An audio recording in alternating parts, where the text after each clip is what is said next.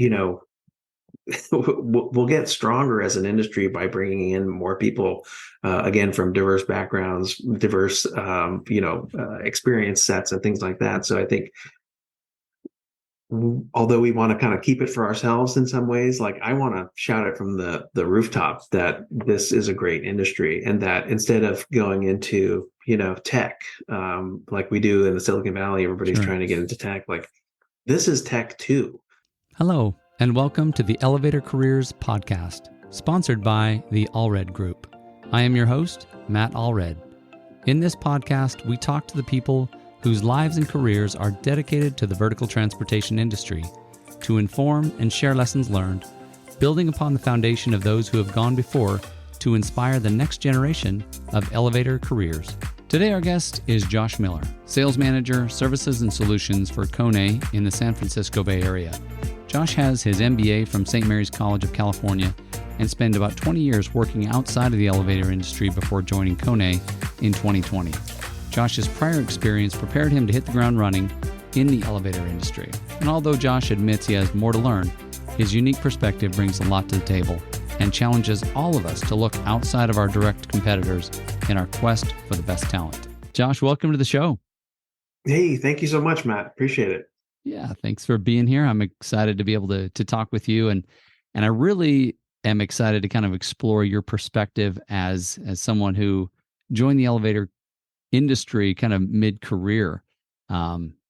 It's kind of unique in its own little way. Yeah, we talked a little bit before about it, but I came from the environmental equipment world, doing mostly membrane separation system stuff. And before that, I was in chemicals and laboratory equipment, doing a lot of stuff in biotech here. Sure. Yeah, I mean, the company I worked for nearly 20 years moved to Northern Nevada, and this is, before we were all doing remote work. So it's like, Right. well, time to move to Nevada. And my whole family's here in the San Francisco Bay Area. I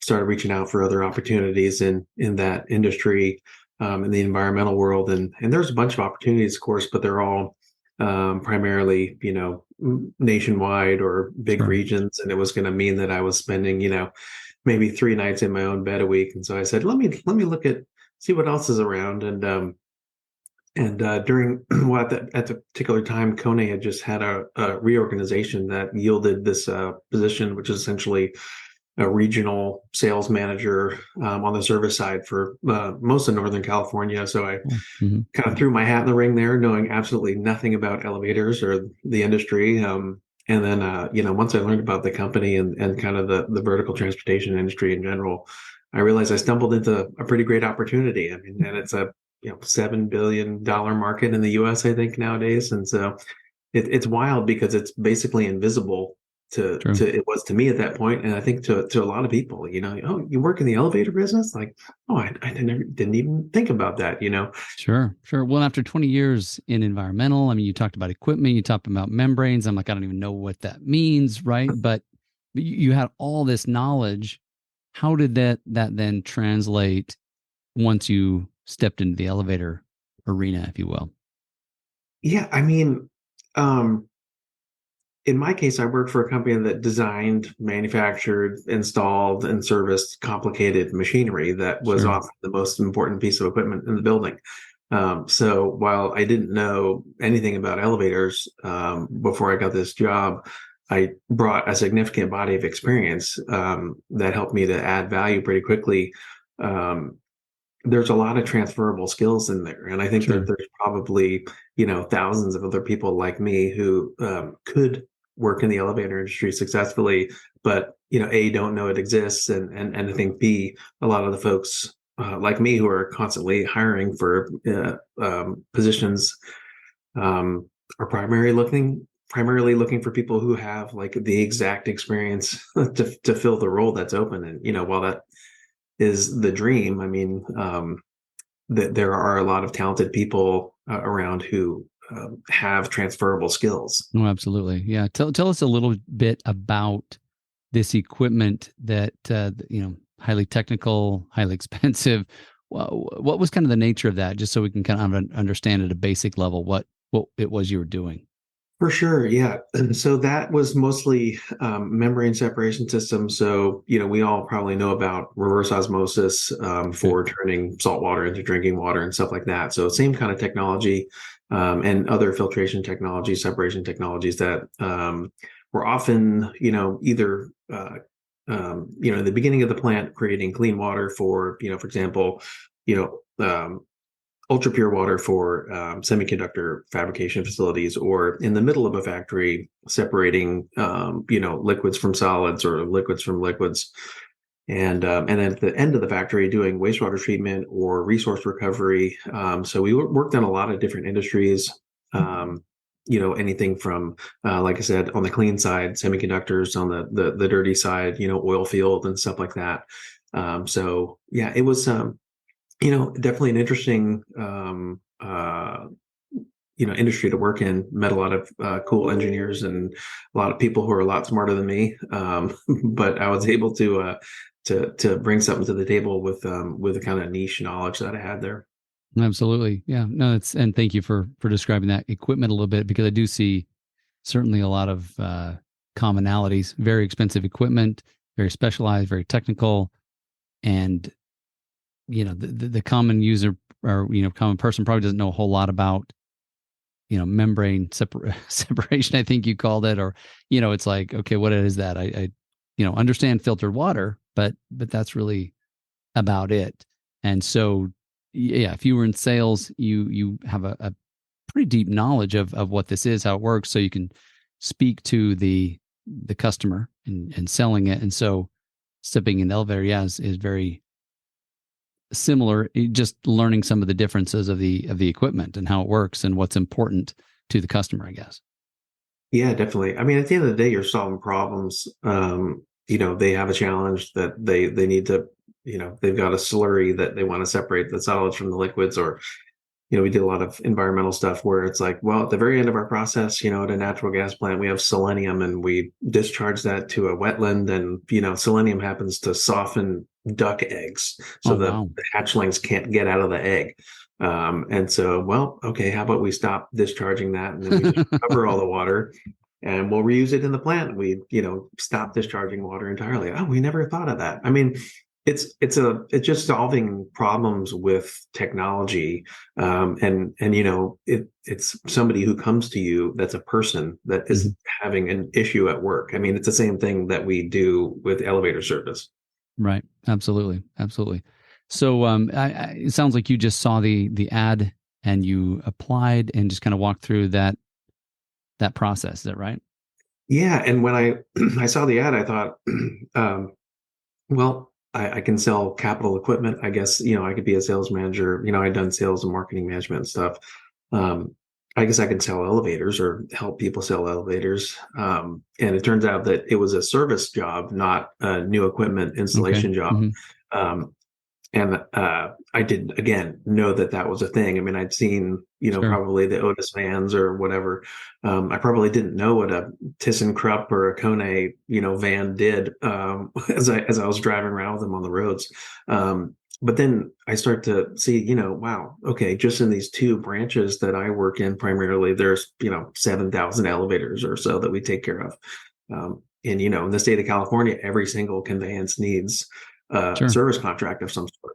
It's like, wow, my eyes got as big as saucers. Like, this is a huge opportunity. Yeah. Yeah. So as you were kind of going through the interview process, learning a little bit about what the company is, what they do, I mean, at what point did you say, yeah, I think I can do this? Because I would have just imagined that you're like, hey, I've invested my half my life into environmental systems. I mean, this is, I can't just, it's like switching majors halfway through your college career almost, to say, you've just invested so much. Am I going to lose all that? Was that part of what you were thinking at the time?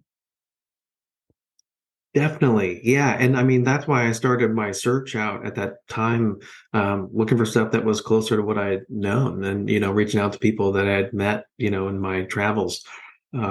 But again, it's, the San Francisco area is not, a hub by any stretch for environmental equipment. We were actually Right. manufacturing in Emeryville, California, Sure. which is a ridiculous place to manufacture anything nowadays, which is one of the reasons they moved up and got, way more space up in our neighboring state. Well, it's probably a lot less expensive, So right? You're not dealing with the same real estate costs in northern Nevada. 100%. Yeah, and a lot of, their tax issues and employment issues and things like that. And it's hard to find machinists and everything like that. Sure. A lot of people are moving away from the urban areas who are good at that sort of thing. So it all makes sense. But for me, a lot of the companies that do that sort of stuff are based back east Sure. or, in the South. And again, at that time, the opportunities that present themselves to me were regional, this and that, and Sure. it's like 75% travel. Sure. I'm just starting to get too old for that stuff. Yeah. So why not software, right? That's one of the first questions that bounced in my mind. I mean, you're in Silicon Valley area. You could probably sign up with any one of those companies, but what was the thought process there? So yeah, for sure. I mean, in the kind of like 99 to like maybe 98, 2000, at the height of what we used to call the dot-com boom before we called it the tech industry. I Dot worked for a com. couple of Sure. dot-coms, and I got laid off from both of them. Oh wow. So it left a really bad taste in my mouth. And now I've got, friends who have been recently laid off, one of whom has, you know, MBA, PhD, JD that got Wow. laid off from Google. It's like if they're laying her off, then what hope do I have? Sure. So we just lost a bunch of people at Salesforce and all these big local tech outfits. So that's really what gave me pause with that. What I wanted to get into is more stuff that actually exists in time and space, like not software. So that was one of my criteria Okay. that what I was looking for. Okay, if I'm going to do something different, what's it going to be? And like I do have experience. Like I was a Sure. product manager for a internet company way back when. But A, that was a long time ago, and B, like I said, it's pretty fickle, especially for the venture-backed companies. If you don't meet your metrics, then the whole thing just kind of goes away.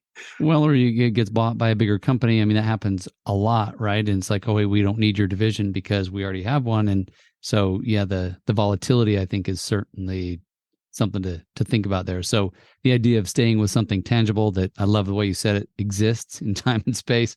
And the thing I've seen in the elevator industry is it is stable because, even during COVID, right? The hospital had to have the elevators going up and down, right? Because hey, people are sick, and we've got to get the patients to these floors, and it's just such an essential part of the economy that it's like, okay, no, this is going to keep going. So That was definitely something that I was worried about. I mean, my short time in this industry has been marked by some odd happenings. I started in January of 2020, and in okay, March 2020, the world shut down. sure, And I myself got COVID right as one of the first people that oh got it wow, around here. right, At least once we had tests and knew what it was.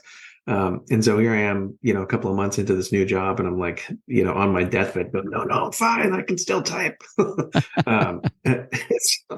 It was a weird time, but I thought, oh, geez, I mean, in the immediate aftermath of that shutdown and everything, in San Francisco and California in general was way more shut down oh than other sure, parts of the country. I thought, oh, geez, what are we going to do now? We're not going to be able to sell anything. And but the maintenance still needs to get done. right, Elevator techs were some of the only people that were allowed to be driving around, and doing work at that time. So it really highlighted the importance of vertical transportation, and we saw that in the residential buildings, there's higher use of the elevators than ever before. I mean, people go up and down to get their DoorDash sure, deliveries 3 times a day. So gotcha, we're having more issues in the residential properties just because of use went up, and the big office buildings, which everybody has heard a lot about in San Francisco, going empty is still largely the case in many places. but nevertheless, there are some people in every building, and they're not going to take the stairs, and the state inspectors are still going to come by, and everything else. So it's really resilience, which is one of the biggest attractors for me.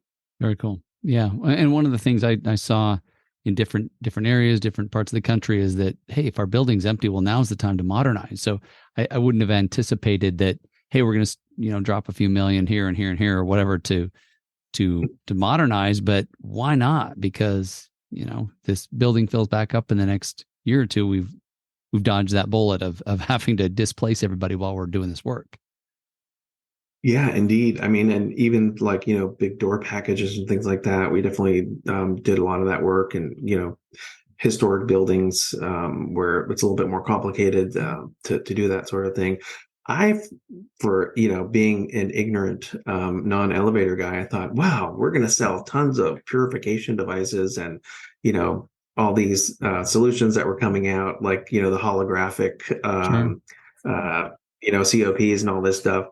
And I thought, oh, they're going to be buying these like hotcakes. But in reality, everybody's just kind of sitting on their hands and not wanting to spend money because they didn't know what was going to happen next. But like you said, there were some smart people in there who understood that they had an opportunity to have a down car Right. and nobody yelling at them about it. Exactly. Exactly. So how long did it take before you joined Kone that you were like, wow, I really made the right decision? Well, um, that's a really good question, Matt. I have no idea. I was so just like we often say drinking from the fire hose. There's That's that. how it felt Sure. for quite a while. I mean, there's so many systems that I had to learn. I mean, forget all the elevator stuff. Oh yeah, yeah, sure. Just the corporate systems. Pretty decent. Yeah, corporate systems to know like how am I going to get my job done? Looking at some some legacy systems that when I show to 20 something new hires, it's like looks like DOS or something, and they freak out because they like never see anything like that. They're like, yeah, it looks pretty normal to me. I'm 50. But so yeah, just learning all that stuff. Fortunately, I'm fairly tech savvy, so it didn't take too long. But uh, I think you start looking at the numbers and you realize that just one branch, in a major metropolitan area can do really well on the service side, just with maintenance. And then, there's all this extra work for, standby for fire life safety and all these other things. And you just start seeing dollar signs like an old cartoon, in your eyes and it's pretty it doesn't take too long to see that you're in a pretty good spot from an opportunity standpoint. And then I think the technical stuff came later, although I had a hunger for that knowledge. Sure. Pretty obvious quickly that you're never going to be the most technically adept or the most knowledgeable about elevator systems when you work at a company like this. So it's the technicians that I've learned the most from, Okay. because if you show an earnest, an honest interest in learning about what it is that they do, they're some of the nicest, most helpful people. They'll literally take you by the arm Sure. and say, this is why this door operator is better than this one, or yes, that cab that you just got out of might look brand new, but let me go show you the 100-year-old machine that's hoisting it up those 50 floors, and stuff like that. So that was probably a pretty one of the most eye-opening things, going to job walks in San Francisco and seeing, again, shiny COP, nice car with obviously, brand new snap cab in there or something like that. And then you go up to the machine room and it looks like something out of a museum, Sure. with the flyball governors and all this stuff. I mean, it's wild that it all still works. And some of that stuff is more reliable than some of the solid state stuff. So yeah, there's a lot to learn. And I think my willingness to show my ignorance about all the stuff and just be honest about what I don't know has helped me a lot in gaining people's trust and getting their them to be willing to teach me what they know. That's cool. No, it's great. And it's I think it's awesome that you've been able to bring what you have, but also be open to all this new knowledge and information, and certainly having the mechanics there that you can actually talk to, that they'll take you on a walk through, and hey, let's go check out this machine room. And that, what an amazing resource to have. So one of the things Oh I yeah, see, one of the things what I see with some of my clients is sometimes there's a reluctance to even give somebody like you a chance to interview, right? Because you're not from the industry. You didn't, walk out of college right into our training program, or you um right. and yet I think there's I think we said it a little bit earlier, just a lot of people with super sharp, a lot of good transferable skills and knowledge, that, to your point, didn't even know this was a thing, didn't know. In fact, I heard that question this morning. The elevator industry? Is that what do you mean by that? I'm like, well, it is an industry, and there are companies who specialize in building, installing, maintaining elevators. Really? Okay. um, but sometimes, being on this side of the business and just trying to help bring talent, I see that, not always, but sometimes, as an obstacle, because no, we want to start with somebody who has experience, even though maybe performance has been mediocre through the two, three, four companies they've been through. Sometimes that's given preferential treatment to, and maybe it's because of, hey, we know what we know. Do you see that? Yeah, where you're at still, does that kind of have some sway? Yeah, for sure. I mean, because I'm, an outsider still. I don't have those biases. And like one of my most recent hires as an account manager, so I manage like 10 account managers, and they're invariably somebody's moving away or, Sure. taking a different opportunity. So it feels like I'm always hiring. And I look for people with the kind of skills that would work as an account manager Hmm. in a service sales role. One of my most successful recent hires is from a completely different industry, but the workflow was pretty much the same. It was like selling site services and things like that. I'm like, Interesting. okay, so you have, you know, not technicians exactly, but people who are performing the work. You're selling their work and arranging to have those services done at a particular time in a particular way. Maybe you're selling a sort of a subscription model of doing some of those things. And like this is basically the same stuff. Sure. So bring him in, and again, he's worked out marvelously. And so I think I definitely bring a different kind of perspective when it comes to hiring folks. And I've also hired dyed in the wool elevator Sure. guys Sure. who are fantastic. But I'm lucky in that Kone's like diversity, equity, inclusion Okay. model, Hmm.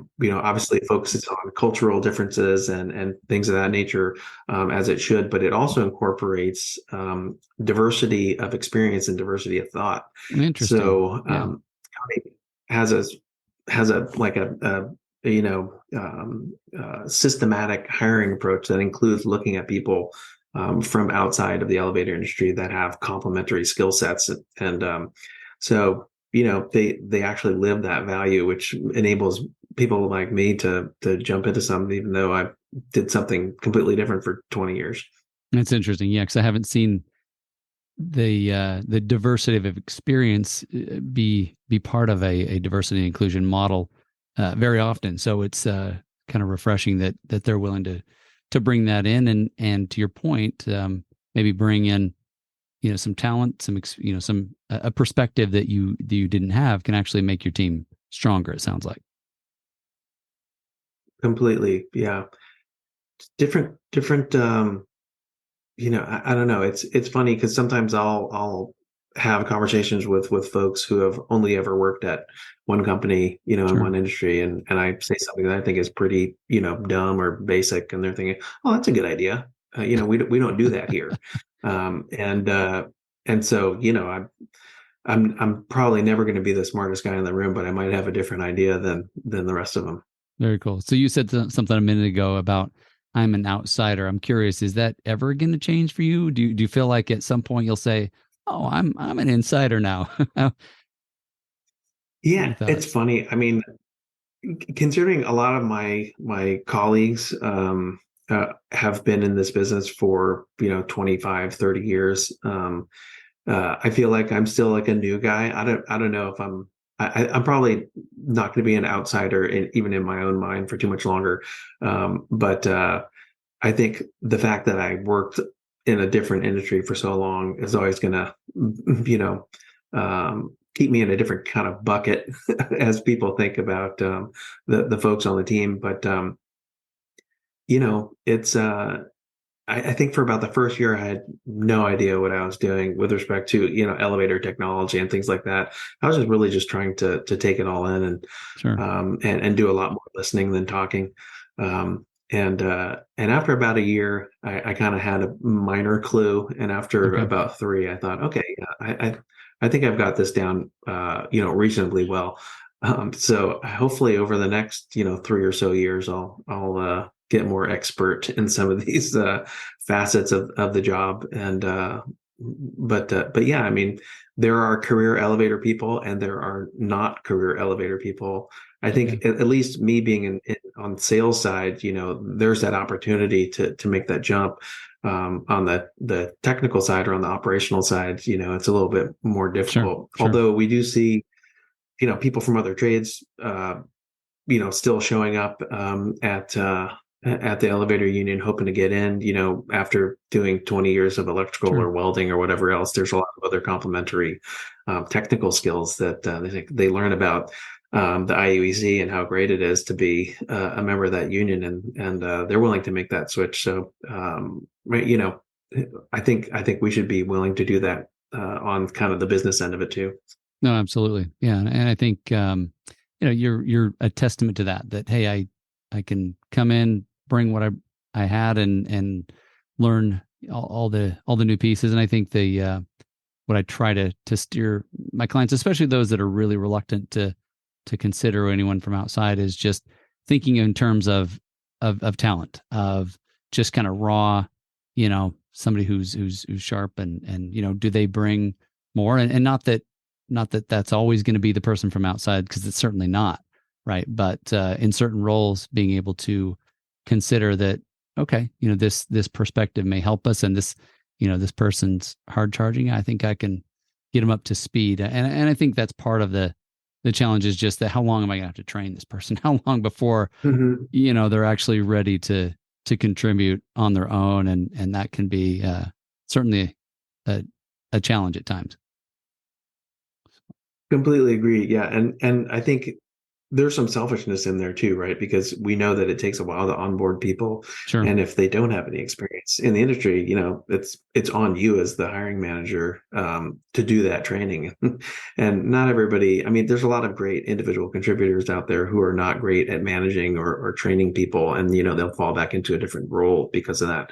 I think um, there are some companies who are better at onboarding than others, and I make it a Sure. particular focus in my hiring to spend the first 3 weeks or so with the person, in concert with all the other corporate compliance training that they have to do, dutifully on their web browser, but to intersperse that with talks about sales and negotiations, and somebody comes to us that has elevator knowledge, where I feel like I can add value is to help them learn the lessons that I learned the hard way about getting bogged down in certain aspects of deal advancement and things like Sure. that. And that's the kind of stuff that a guy from outside the industry can bring you, and it turns out that that's the important stuff. Because Yeah. again, you can get the technical stuff from Elevators 101, or you can get the technical stuff from, a seasoned supervisor or mechanic or whomever. There's always going to be elevator experts around.